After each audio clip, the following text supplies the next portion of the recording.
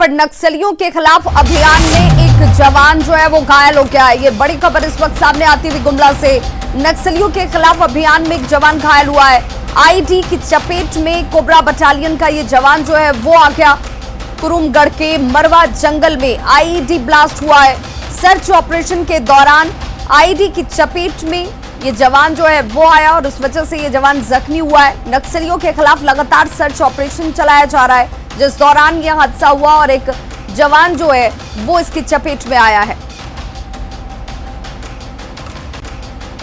और गुमला संवाददाता रुपेश भगत हमारे साथ इस वक्त ज्यादा जानकारी के साथ फोन लाइन पर जुड़ चुके हैं। रुपेश, फिलहाल क्या स्थिति जवान की है, क्या जानकारी, या इस वक्त भी अभियान जो है वो चलाया जा रहा है?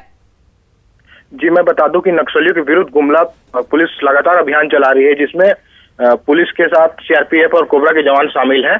उसी दौरान गुमला के कुरुमगढ़ थाना क्षेत्र के मरवा जंगल में नक्सलियों की गतिविधि की सूचना मिली थी, जिस पर पुलिस छापामारी अभियान चला रही थी। उसी दौरान जवान का पैर नक्सलियों के द्वारा लगाए गए आईडी की चपेट में आ गया है। रुपेश, जवान की स्थिति के बारे में कोई जानकारी मिल रही है? जी, जवान की स्थिति अभी गंभीर रूप से घायल है और तत्काल उसे रांची भेजने की व्यवस्था की जा रही है। जी, क्या इस वक्त भी ये ऑपरेशन इस घटना के बाद भी इन इलाकों में जारी है?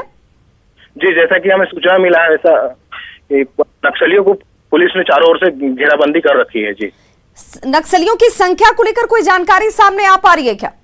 जी, जैसे मालूम हो कि वहाँ पे बुद्धेश्वर राव का दस्ता सक्रिय है अभी, और नक्सलियों की संख्या लगभग 18 से 20 है।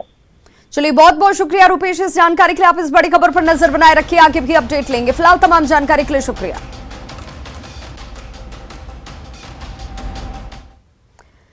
और बात उस बाढ़ की जिसने सबको बेहाल कर रखा है। गंडक और बूढ़ी गंडक समेत कई नदियां इस वक्त जो हैं वो उफान पर हैं। इससे रिहायशी इलाकों में पानी भर रहा है। बाढ़ के साथ साथ कटाव भी गांव के वजूद को मिटाने पर जैसे आमादा है।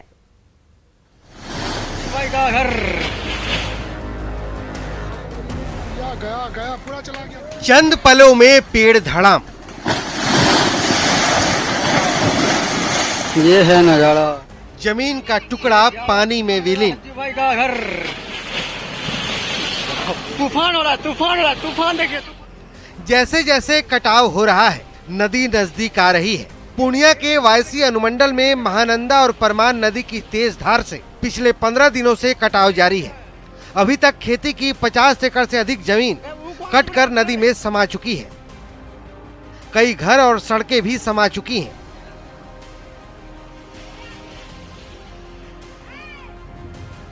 तस्वीरें बताने के लिए काफी हैं कि कटाव कितना तेज हो रहा है। ग्रामीणों की माने तो वक्त रहते पुख्ता इंतजाम नहीं किया गया तो बायसी के कई गांवों का अस्तित्व खतरे में पड़ सकता है। आज लगभग 15 दिन से हम लोग बहुत कोशिश कर रहे हैं कि सरकार की तरफ से कोई आदमी या फिर विधायक जी की तरफ से कोई आदमी यहाँ पर आए, लेकिन अब तक कोई नहीं पहुँच पाए हैं। अब जरा मुजफ्फरपुर में बाढ़ से क्या हालात हैं वो भी देख लीजिए। जहां तक आपकी नजर जाएगी पानी ही पानी है। बूढ़ी गंडक और संगम नदी में उफान की वजह से शहर के बाहरी इलाकों में पानी भर चुका है। मुजफ्फरपुर में बूढ़ी गंडक ने कहर बरपा रखा है। इस वक्त हम आपको तस्वीर दिखा रहे हैं मुजफ्फरपुर के बाहरी इलाकों की तस्वीर, जो एसकेएमसीएच अस्पताल के तरफ का जो इलाका है। कई सारे ऐसे गांव हैं जो बाढ़ में पूरी तरीके से डूब चुके हैं और इस वक्त जो आप तस्वीर देख रहे हैं हर तरफ आपको सैलाब ही नजर आ रहा होगा। तो आप अंदाजा लगा लीजिए कि कई सारे गाँव के लोग किस विकट परिस्थिति में किसी तरीके से जीने की कोशिश कर रहे हैं। ये संगम नदी और बूढ़ी गंडक नदी जो दोनों मिलता है, उसके बाद इस दोनों नदियों के मिलने के बाद गांव की स्थिति क्या हो गई है आप अंदाजा लगे। जो हरे हरे पेड़ों के झुरमुट को आप देख रहे हैं वो बस्ती है, लेकिन उसके चारों तरफ पानी ही पानी है और इस पानी की वजह से एक बड़ी आबादी बुरी तरीके से प्रभावित हुई है। और ये तस्वीर ये बताने को काफी है कि अभी मानसून की बारिश भी बहुत तेज गति से शुरू नहीं हुई है, बावजूद इसके अभी कई इलाकों में बाढ़ का पानी प्रवेश कर चुका है। पूर्वी और पश्चिमी चंपारण के इलाकों में बाढ़ से हालात बदतर है। ये है बेतिया का मझौलिया नानो सती मुख्य मार्ग, जहां सड़क पर 2 से 3 फीट पानी बह रहा है। इसी रास्ते से लोग बेतिया, मझौलिया, पटना, मोतिहारी, अरेराज जाते हैं। अब चूंकि मजबूरी है तो लोग पानी में जान जोखिम में डालकर आने जाने को मजबूर हैं।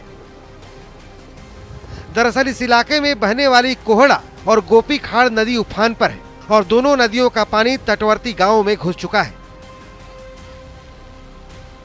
नानो शक्ति का जाने वाला ये मुख्य मार्ग है।